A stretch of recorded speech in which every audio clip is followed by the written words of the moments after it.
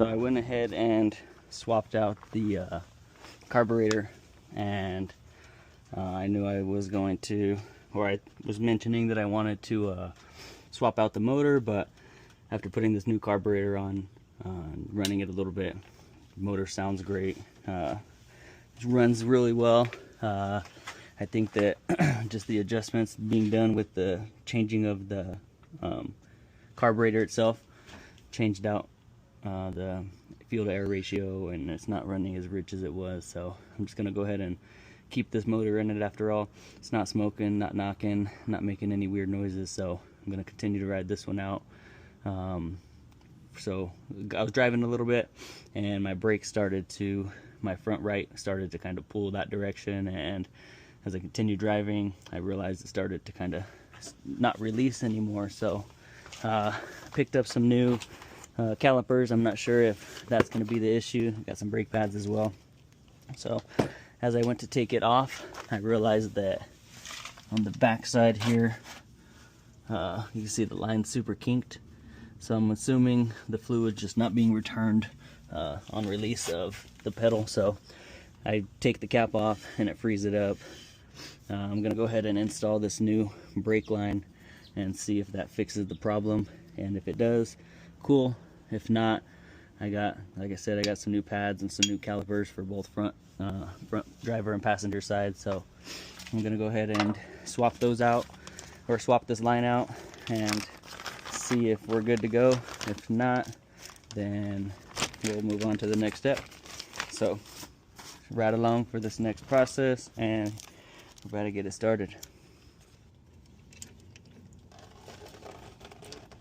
Ooh, that don't look like the best fluid there. So good to go. Got this removed.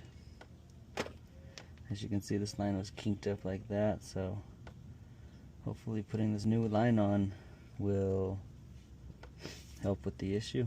We shall see. So it had it twisted up like that all the way to the top up here. So I'm gonna put this new one on, and we shall see if that works. So this brake bolt for the bottom brake line is all the copper is real compressed up against it, the copper ring for it. So just getting it caught up with some pliers here and giving her a twist. There we go. Some channel locks, I mean, not pliers. So got that swapped out. Install the new one.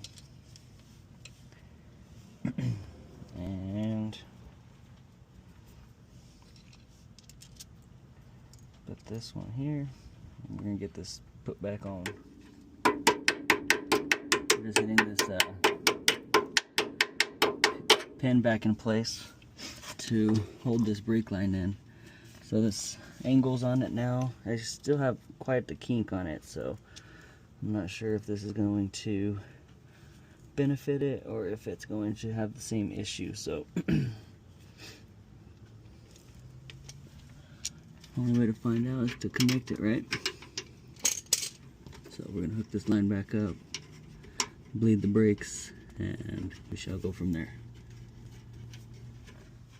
So just finished bleeding them, and well, my wife helped me, like squirted these damn brakes fluid everywhere. Ow. So that did help. Stopped with the locking up of the rotor. So I'm gonna take it for a little cruise around the block and see if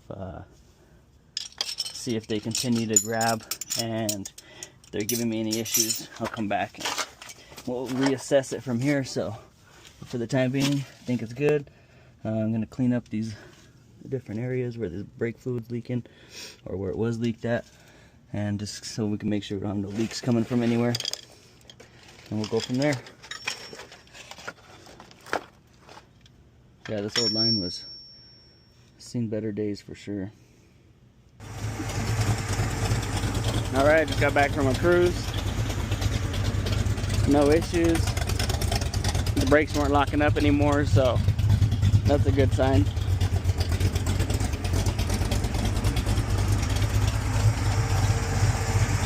Like I said, this motor sounds healthy. It runs great. No issues with it, so I'll just clean it up a little bit, clean up all the block and all that oil and stuff. I put a new oil pan gasket on it, so I don't have no more leaks on this motor. Now I just got to clean it up and make it look a little bit more presentable. But it sounds good, so no sense in changing out the motor. On to the next thing for it.